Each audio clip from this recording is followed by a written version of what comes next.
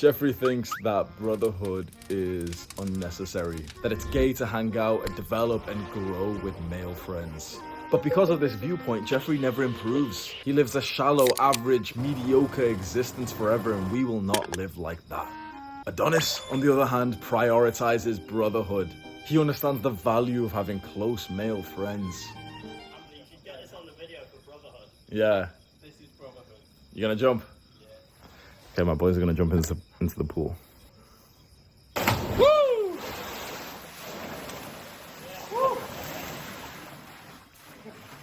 Yeah.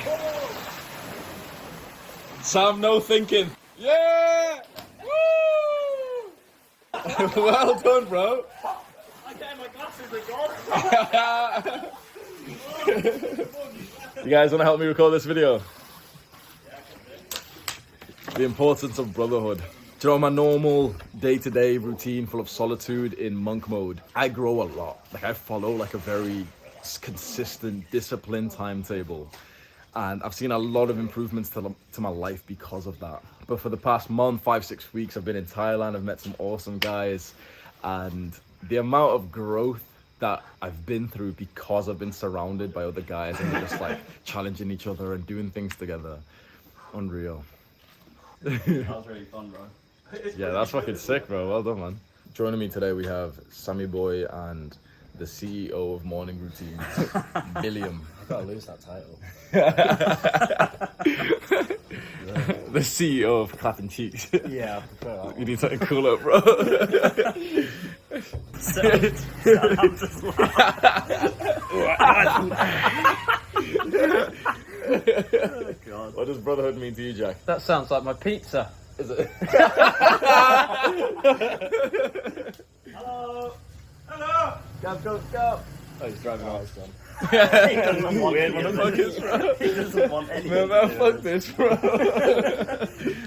Are they candles up there? What kind of ritual is this, bro? Why is everyone naked? Sacrificing something up there.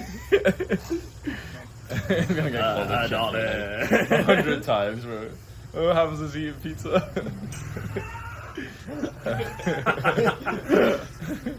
Chad's got his pizza. Let's go his pizza. What did you order? Chicken and pepperoni. Mashallah. Pretty good. Timeless. Yeah. None of us can be serious for more than like a minute at a time. I think that's good. How does your life feel right now with the new sense of brotherhood that you've got compared to a few months ago? I think it's really fucking valuable to have a strong circle of very like masculine, goal-driven people. Hold the candle when you're talking. It's my turn. The talking candle. Mom said it's my turn. It's really, really valuable to have people who are on the same mindset, very purposeful masculine men, all pushing each other to be the best versions of themselves. I can feel very like authentic and very, very much so myself when I'm around these guys because I'm totally comfortable with who I am around them. Which is like quite rare for me actually. I've not really had that much in my life.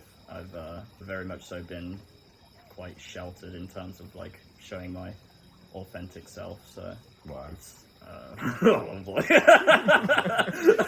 Are you sure? It's a bit of a deep rabbit hole, but long story short, anxiety and stuff. Who wants to go on the candle? Jack, how did we meet, bro? Hang on a minute. He's eating pizza like a Jeffrey. I'm eating pizza like Adonis. I'll tell you exactly how we met. So, Chew your food first, bro. Swallow your food, bro. You look sexy as fuck in that, bro. Goddamn. me and Bill, we'd already met each other in Koh Samui, been hanging out for a bit, both living here alone, but met at a hostel. And then Bill just mentioned to me, probably 2 weeks ago, through that guy, what was his name? I mate Matthew. His mate Matthew. He was like, oh, mate Matthew says there's this guy, Hamza, he's like, does self-development YouTube and stuff. Apparently he's in Koh Samui as well. And I just heard it in my head, and then you showed me Hamza's Insta, I think. I was like, oh, cool. And then we were at the Success Gym, and I saw Hamza walk out of Success, and I was like, oh, that's that guy. So that's Hamza. So I said, oh, hello, are you Hamza? And then I think I said something like, yeah, my friend Bill knows you. Do you know my friend Bill? And Hamza, I haven't fucking heard of your friend Bill. And there was that was pretty much that for meeting Hamza the first time. But we kept bumping into each other a few times in success, spoke a couple of times. Yeah. And then we ended up at the same Muay Thai. Muay Thai twice, I think. The second time we ended up sparring together Yeah. and sort of talking more and just sort of hanging out there, and it seemed like we were all sort of on the same vibe. So that was sort of when we started talking, hanging out. And then after the sparring that day, which went really well, we went to Amber together, which is like a sauna steam room place in Samui. And we just hit it off, us guys, like pretty much figured we were all on a similar mission, all been looking for the same things, the same sense of brotherhood and masculinity, and we just ended up getting on really well. So we organised to go on this bike ride, like motorbike ride and waterfall adventure, and that just solidified everything, because the motorbike ride was sick, as like being in just a biker gang riding through like lush forest and amazing views together was so sick, and just a great sense of banter and like having fun the whole time. And then we went up this waterfall, which was pretty crazy to go up there anyway, but then we decided, when we were at the bottom, a lady said to us, don't go in this like little infinity pool, which we have a picture of all together so that you can pop up now. Don't go in this pool because the lady fell off it a week ago and died. So we go in the pool. Not only do we go in the pool, we then encourage each other to walk down the front of the waterfall, not even down the path, just down, like, I don't know what the word is, traface? I don't know, but we were going down that fucking thing. We were going down the front. It was pretty much a drop away from death at any point. And we did it all together, and we just talked to each other through it, trusted each other, went down there as brothers, and after that we've been hanging out ever since, having a good time and just encouraging each other and making each other better men. So it's been pretty fucking awesome. Back to the people. You know what's interesting? You hear online when you've watched videos on like how to make friends that, you know, the way is, oh, we'll go to the gym and you know, do these things and you'll meet guys. And that's honestly exactly what happened. We literally met at the gym, and our friendship got a little bit more solidified at Muay Thai, and then okay, we did more stuff together. What the piece of advice I've always gave out to like cultivate brotherhood and to meet people, choose like your highest caliber, like your best, most productive habits, like going to the gym, going to Muay Thai, going to some kind of adventure. Choose the things that you really like, that are like good for you, and the people there you already have so much in common with. That's why I've always been a strong believer of approaching people in the gym, whether it's guy or girl, because they're people that you've got a lot in common with already. And then when I saw these guys come to my actual Muay Thai gym, it's like straight away there was so much bonding in that, and we left that session early. But then the second session, me and Jack sparred each other. And sparring in martial arts means that you kind of go against each other in somewhat of like a friendly fight, which isn't like that serious, but you do get some kind of like injury. Like we did hurt each other a little bit, but we like really bond over moments like that. We kick the shit out of each other's legs. I hit him with a low kick like at least 20 times. He punched me in the face. We'll have like some clips up, and you bond a lot from that. So if you're watching this right now and you'd really love to make like new, like high value friends, and you want to meet guys who are on the same wavelength, it takes some time, because I've been on this pathway for like 2 years, and I've only made like a couple more friends outside of this. And guess where I met them? In the gym. Generally, the guys that you want to be friends with, you're pretty much always going to meet them in the gym or in some kind of like similar activity. So Bill, how has it been for you so far? So, I think that one of the main things for me in terms of brotherhood was actually coming to Thailand, getting out of my home area, because one thing that you realise is when you're in your home area, the people that you know from school or from that you've known since you were born, they treat you as the person that they know you from like 10, 15, 20 years ago. They treat you as that person, and if, like us, you're on that self-development journey, you can't be treated like that person in order to grow. And Who's that person for you? Like how do they treat you? Like what do they see of you? It's the shy, introverted, would never talk to anyone outside of our friendship group, sort of like bottom of the ranks. I was always that person, and now I'm sort of doing my own thing. I'm traveling, meeting new people. I can't go back to that. It's not even that it affects me now, it's just that they're speaking to a different person. Like, that's the old me. And you find that this is pretty interesting that I found out, that sometimes they will treat you like the person that they had most power over, if that makes sense.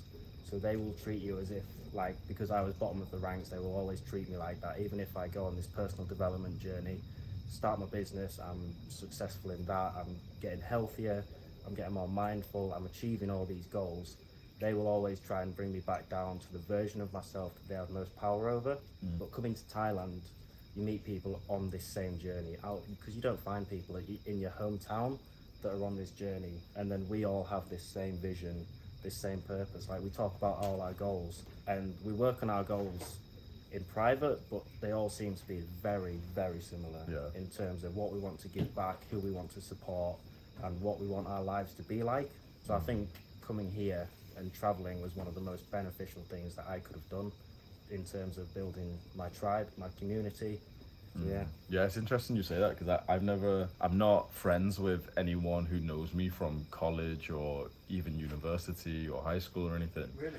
And it's nothing so much against those people, but it is that dynamic where, like, if people's first impression of you stays consistent even if you've changed a lot. So everyone who I'm friends with now knows me from, like, sort of the new chapter of my life on self-improvement, and there's no one who knows me from a previous chapter. I have somewhat, like, kept in touch with some people and met some people, but we're just on completely different wavelengths. And when someone knows you from high school and now it's been 5 years, 6 years, 7 years, and you've had, like, a very, very different experience and you've developed a lot and changed a lot, if their perception of you isn't updated to your new improved self, it can be quite painful, quite sad, quite, like, It's almost like it diminishes Yeah. your own progress. Yeah. Because you're not getting that recognition, although their recognition doesn't matter at all. It does. It really Yeah. does. You know, it's so, like, easy for us to be like, oh, well, don't care about what people say. But I'm a big believer of, like, I've never liked that mindset of, like, oh, well, you shouldn't care what people think. I don't care what anyone. But, like, bro, of course we do. Of course we care what Yeah. people think. It's like, it's inside of it. We shouldn't care of what some randomer thinks, but Yeah. we care about what maybe 100, 150 people think of us. It's like Yeah. the scientific thing of, like, you can have 150 people in your tribe who have some kind of emotional impact on you. 100% we care about it. And so if we're surrounded with people who see us in this lesser state, our subconscious does accept that. Yeah. We have a joke, us guys, that, like, we talk about the power of belief, and we make jokes about it where we're like, oh yeah, like, I really love leg day, or I love eating pad thai, like, I love eating healthy food. But what you believe about yourself is extremely, I think it's the most important part of self-improvement. I've said this before, like, your self-image, your thoughts, your attitudes, by far is so much more important than, like, the real world things. And coming from someone who preaches the real world things, like the importance of exercise and meditation, it's those internal psychological kind of things that are the most impactful in your life. And if you're around someone who negatively impacts your self-image, that's so detrimental, way more than you actually think it is. Like, imagine if, Sam, you lived, like, the total Jeffrey life, like, 2 years ago.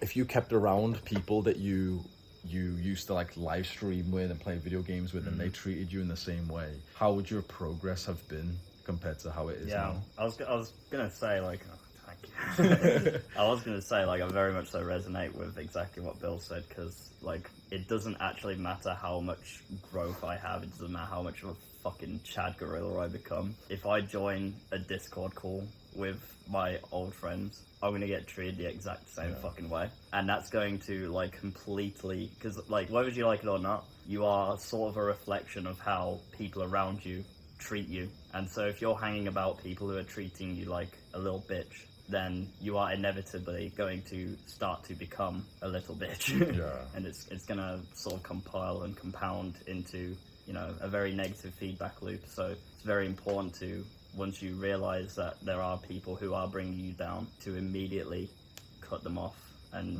instead cultivate a circle of excellent, like-minded men who have your back and are pushing you to be better and not pushing you to be worse. Well, it's as simple as the people who you've had in your life for a very long time, like high school friends. You've met them at lesser stages of your life, and chances are you were compatible because you were both at lesser stages. And it's no disrespect to them or to yourself, it's just you met when you were compatible, and you'll probably find that you're no longer compatible. Like, one of the most common questions I get is always to do with friends, and it's like, oh, well, my friends are Jeffries and they only want to smoke weed and play video games, and they kind of, like, bully me because I don't want to do that anymore. And the answer is, like, you know, I always try and give them a more positive one, which is get them on self-improvement, see if you can make progress with them. But you're not compatible with someone now because your values have changed, your habits have changed, your attitudes have changed, and that you're becoming like a successful, productive person. It's disrespect to yourself and that person to continue hanging out with someone who you don't really even resonate with anymore. I have something to add to that. So let's say you have a group of friends, like this is like quite a common dynamic, like our group of friends and you're like, you know, blah blah blah. There's usually one friend in that group who you like actually really connect with, and the rest are sort of just there because like, you know, mutual friends or whatever. Like the best thing you can do for that friend who you might actually care about is to actually just like leave that group and sort of lead by example. And you'll find that when you start to like rack up some wins, that friend will come to you and like with like a level of respect almost, and be like, I really like what you're doing, bro, and sort of re-enter your quote unquote tribe that way. You can't really force someone, you know, if you're sort of sat here and you're like complete fucking Jeffrey and you're like, oh guys, I want to get on self-improvement, be a Chad, like they're not going to take you seriously until you actually rack up some wins. And you need to lead by example for doing that. First man said something similar to you, didn't he? Rack up some wins, like put some points on the board. That's it. Yeah. That's it. Yeah. Head down, some points on the board. A lot of people, they struggle with like, where the fuck do I find these amazing men? Because they're hard to find. Like these types of men, the guys that you are like 1 in 1,000 guys. So if you're just walking around, it's pretty hard to find them unless you're incredibly lucky. Unless you're incredibly lucky, like maybe they're your friendship right now. Maybe you've got the ultimate friendship group and you guys are all on it together, self-improving. It happens, but it's pretty rare. I would recommend what I've done to find the kind of people I want to be around is be alone, look after yourself until you find people that you vibe with, and often you'll find them by moving away. So you've got to move away from home and you've got to give up the activities that were allowing you to meet the caliber of person you met before. So when I first left home, I went from Peterborough to Bournemouth. I was still doing the same activities like going to the club, drinking a lot of alcohol, taking drugs, and you just meet people. Like I used to think there wasn't people that didn't take drugs, genuinely.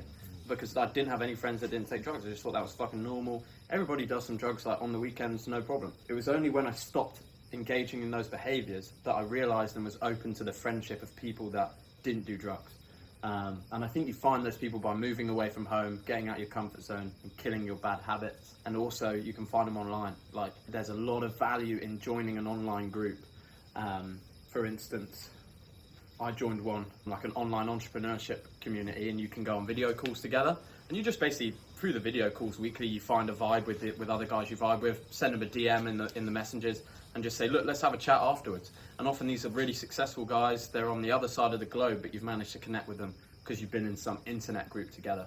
So I'd really recommend that. If you're struggling to find friends in your area and there's no chance to move yet, get online, find the places productive people go that want to make a change, and there'll be a load of people just like you that you can connect with and start to make friendships. That's how your friendship started, right? Online. Yeah. You said, Bill, as well, Yeah. you had one that was online. Matthew, yeah. I've had the same. A guy called David, I'm really, really good friends with. It's helped me loads with my fitness business. Helped me basically figure out what I was going to do. And it's just because he was that little bit older. He's 35, I'm 23. He's had a successful business for a while. And there's people out there that are really willing to, if you're trying to improve yourself, they're willing to sort of put the hand on your shoulder and go, all right, yeah, no problem. I'll guide you, man. We can help each other out. So it is out there. Just, you've got to look for it. And you're not going to find it in the club toilet at 3 a.m. Yeah. It's just not going to happen. Yeah. You're going to find naughty things there. The club toilet friends, man. When I was in my party fuckboy days, I was like 21, 22 years old. Oh no, 19, 20 years old. I used to meet a lot of people in parties and raves and nightclubs, and it's like the same conversation you have with them, which you get along and you start saying like, oh, we should do this thing together and we should meet each other tomorrow and spend time with each other. And you think that's the scope of person that you can meet, like that's about as good as it gets. And I literally remember even like the last like few parties that I went to when I was like 21 years old, you know, somewhat getting onto self-improvement.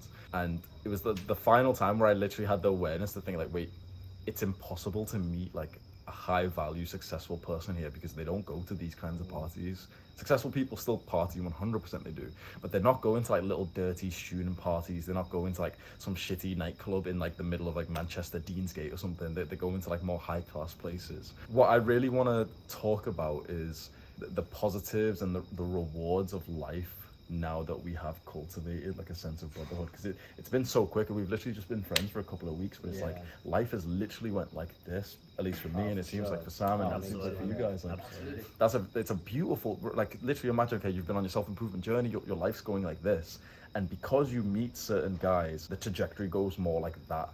Like, if there's one thing that could skyrocket your trajectory the most, it's got to be other people. It's got to be someone else who suddenly you can imitate. You can view them as some kind of role model. They teach you something, and it's just small things. Like, sometimes I realize I'm dropping like nuggets of wisdom for you guys, for your business and everything, and it's like that's like a mentorship call worth like $1,000, but it's just passive in our friendship. And it's like Jack will randomly teach me something about fitness, about testosterone, and I'm literally thinking, like, bro, that's like the price of a course that I would have had to pay, like $2,000. I would have had to like sit through it with coaching, with mentorship, and I'm getting it in just like a normal conversation on a Tuesday at 12 o'clock. When you're friends with someone who's productive, who's successful, who's done well in their own career, or who's got some kind of like success, you end up learning so much so that your trajectory just skyrockets. And it's so beautiful because that person, it's only through this friendship basis, that person actually wants you to grow. It's like I get positive satisfaction seeing my boys grow, and I know that they feel the same way about me, and it's so like positive to have that in your life. We've all experienced like the solo life, haven't we? Like the solitude monk mode, and you're like a big fan of monk mode, same as me. It's like the CEO. Pretty much a monk at this point. I gotta go. My morning routine. It's 9 p.m. It's time for Bill. It's time for his bedtime. But like, you've experienced both sides, full on monk mode, and then also like we're a lot more social now. Yeah. What's the difference for you? Oh, like you say, the trajectory is just like this now. It's like the sharing ideas. It's keeping each other disciplined. To be fair, I think that's the main one, because when I was by myself, I wasn't disciplined because I couldn't keep myself accountable, because I didn't have this outside view of my work or my habits. I thought I was doing well, I thought I was being productive, but I was just working a lot. It wasn't focused work. So like having you guys around, like you're all sort of chipping in ideas, telling me how to just get a little bit better every single day, saying why haven't you done your outreach, like just everything like this that's just keeping me like on the right track, but also accelerating my progress. Because you think, oh no, I'm a man, I can do this myself. But yeah, it'll take an extra 5 years if I want to do it by myself, if I even make it. I think so, and I also think it becomes way easier straight away because you start having more fun with it. So like filming content becomes more fun, editing videos becomes more fun, taking pictures becomes more fun because you're just hanging out with your boys. So it's like, it's so much sicker when you can hang out with your boys, have fun, like this is what I do in my off time anyway, but instead I'm getting productive work done. I love that. Like if you can find that, that's so sick, because your life just then becomes, for me, like so much more fun. Compared to what we were doing before, where me and Bill still had each other, like we were still working in the same place, but we were shutting ourselves away for like 10 hours a day, like on our laptops in a co-working space, which we still had good fun with. Like that was way better being there with you than being there alone. Like, because we take breaks and go chill by the pool and all that shit. That's fucking good. But it's good to have like a group of lads and just be like on the mission together. It's just more fun that way.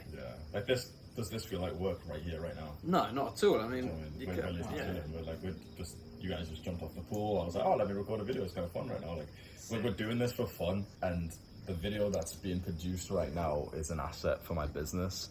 Just a few hours ago, we went to meet Bill in Starbucks, and we ended up seeing there was a blonde girl. I like blondes. There was a blonde girl there, and like literally, I just go and approach her, and I'm practicing my cold approach skills. I noticed Jack's already started recording me. Then he approaches a girl. Then Sam's recording. Getting those clips is assets for our business. And then I approached another two girls. We got that. It's like we literally the attitude you had the other day when we started thinking like, oh yeah, well we should record some of our cold approaches because it's an asset. And it's like suddenly we're just mixing work with like fun, because we were doing that anyway. And we are very privileged that our work is literally just our lives, really, which is fucking awesome. Which is awesome. But this is like my deep work block right now. This is my work right now. I'm chilling with my boys. We've all got our laptops out. We're just like, we had music playing before, jumping off the pool. Obviously, we're not doing like total focus.